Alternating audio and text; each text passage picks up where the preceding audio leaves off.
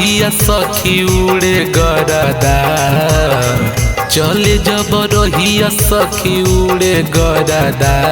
रंगदार हमर मजनुआ मंझिया मरदा, रंगदार हमर मजनुआ मंझिया मरदा।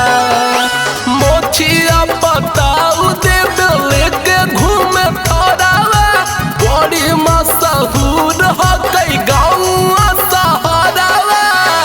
चले जब रहिया सखी उड़े गरदा, चले जब रहिया सखी उड़े गरदा। रंगदार हमर मजनुआ मंझिया मरदा, रंगदार हमर मजनुआ मंझिया मरदा।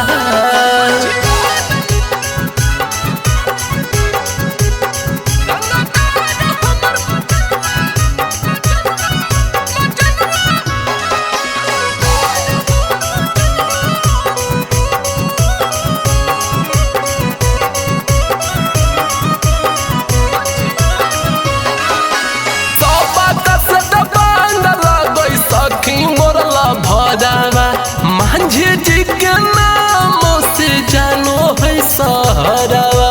ए सखी ओकर नामे बरान है। सब बात से दबंग लगई सखी मोरला भरावा।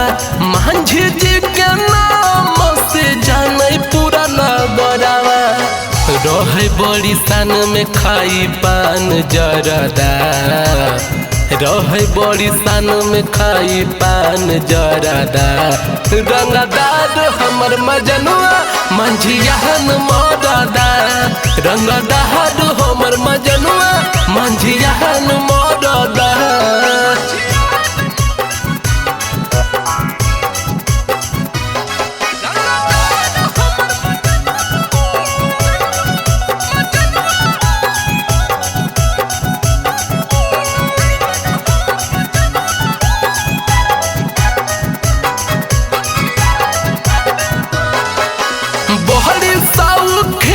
सिकसर खोसो है कमरिया, रह जा है बेखौफ सभे मारो जब नजरिया।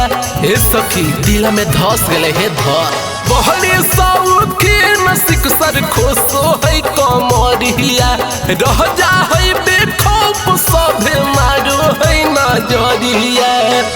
अजित राजा हमर बुझे दरदा, छोटुआ मनीषा नीतीश बुझे दरदा। रंगदार हमर मजनुआ मंझिया मरदा, रंगदार हमर मजनुआ मंझिया मरदा। ये सखी एकर जोड़ा नहीं है। सवेरा फिल्म्स रिकॉर्डिंग स्टूडियो, शाहपुर चौक, देवन बिघा।